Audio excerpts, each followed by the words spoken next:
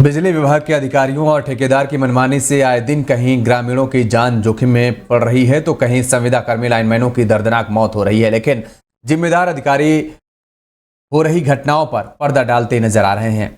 मामला कुशीनगर जिले के रामकोला क्षेत्र के रामकोला नगर पंचायत वार्ड नंबर 17 शास्त्री नगर का है, जहां संविदा कर्मी विशाल कुशवाहा 1 वर्ष से विद्युत विभाग में लाइनमैन के पद पर संविदा पर कार्यरत है। विभाग में ठेका लेने वाली company SSM Infratech private limited company के अंतर्गत काम कर रहा था।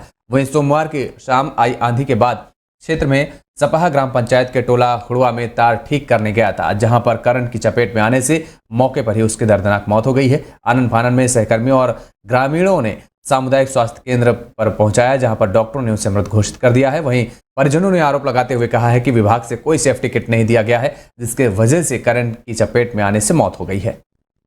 आदमी देखा था ना, पहले ही काम देखा था ना, को पहले काम करके दो जा 17 को बयान ना लगा देता ना, कुल ये लिखिए वो लिखिए बिल वसूलिए, जबकि फीडर लाइनमैन का काम है खाली लाइन के काम कोई दबाव के चलते प्रेशर के चलते ही सब हो जाता ना, सब असहाय हो जाता ना सब।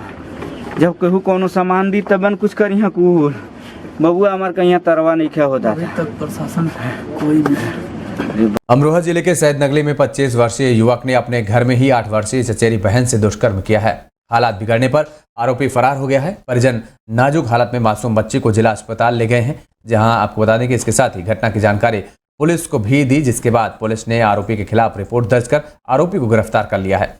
बता दें कि नगर पंचायत के एक मोहल्ले में 2 भाइयों का परिवार रहता है और दोनों के घरों के बीच में दीवार बनी हुई है। दोनों भाई मजदूरी करके परिवार का पालन पोषण करते हैं। सोमवार की दोपहर बड़े भाई के परिवार के सभी लोग किसी काम से घर से बाहर गए हुए थे और इसी दौरान उसका शादीशुदा 25 वर्षीय बेटा घर पर था, जबकि युवक की पत्नी भी बाहर गई हुई थी।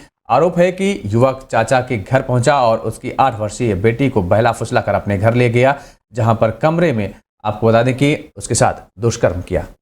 वहीं मथुरा जिले के फरई नगर पंचायत के अधिशासी अधिकारी द्वारा सफाई कर्मियों का उत्पीड़न किए जाने के मामले पर उत्तर प्रदेश सफाई मजदूर संघ के प्रतिनिधि मंडल ने जिला अधिकारी को ज्ञापन देते हुए उनके खिलाफ कार्रवाई की मांग की है।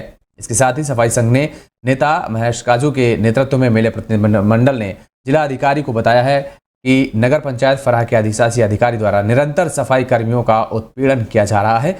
उनका कहना है कि वह किसी भी यूनियन को नहीं मानते हैं, वह सदैव एक ही बात की पुनरावृत्ति करते हैं। और इसके साथ ही उन्होंने कहा कि मैं फर्रुखाबाद में 2 संविदा सफाई कर्मियों की सेवाएं समाप्त करने के आया हूं। उन्होंने धमकाया और यह डर सफाई कर्मियों को दिखाते रहते हैं। जिलाधिकारी को दिए ज्ञापन में मांग की गई है कि संविदा सफाई कर्मचारियों का 1 सप्ताह के अंदर EPF काटकर संपूर्ण धनराशि जमा की जाए और इसके साथ ही कोई भी सफाई कर्मचारी कबाड़ा नहीं एकत्रित करेगा, अलग से सफाई कर्मी लगाकर कबाड़ा एकत्रित कराया जाए, जैसे कि मथुरा वृंदावन नगर निगम में होता आ रहा है।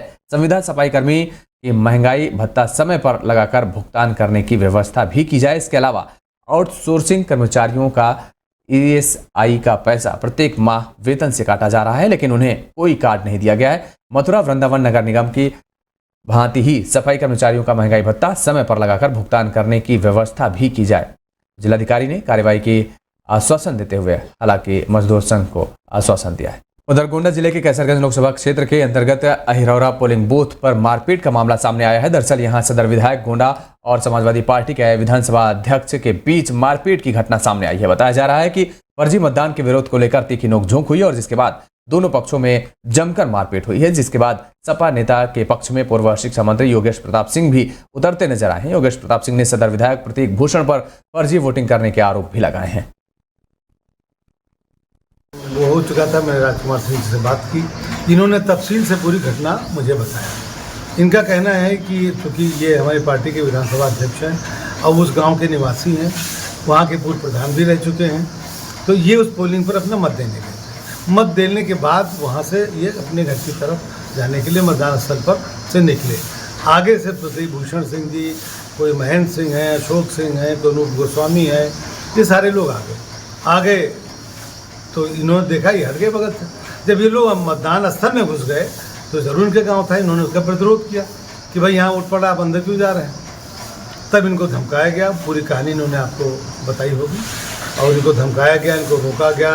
फिर इन्होंने मतदान गलत ढंग से करने के मामले पर उसका प्रतिरोध भी किया। इनके साथ मारपीट भी हुई और मारपीट हुई। चूँकि ये भी एक खुददार आदमी है तो इन्होंने भी मारपीट की। सूचना देने कोतवाली जा रहा था तो मुझे एक लोग आकर धमकी दिए कि वहाँ बैठे हैं, मारेंगे पीटेंगे, आप कोतवाली मत जाइए। ये धमकी आपको किसने दी? प्रतीक भूषण और अशोक महेंद्र ने। मतलब मारपीट भी की और जब आप तहरीर देने जा रहे थे तो धमकी भी दी गई। और उधर ग्रेटर नोएडा वेस्ट में एक बार फिर लिफ्ट अटकने का मामला सामने आया है, जहां पंचशील हाउसिंग सोसाइटी में अचानक से लिफ्ट अटक गई और उसमें आधा घंटे तक एक मेड उसी के अंदर फंसी रही। बताया जा रहा है कि बिजली गुल होने की वजह से लिफ्ट अचानक से रुक गई और ना ही जनरेटर चालू किया गया। लोगों ने जैसे तैसे मेड को लिफ्ट से बाहर निकाला। ग्रेटर नोएडा वेस्ट में लगातार बिजली कटौती की समस्या देखने को मिल रही है और इसी के चलते सोसाइटियों में अन्य समस्याएं भी सामने आ रही हैं।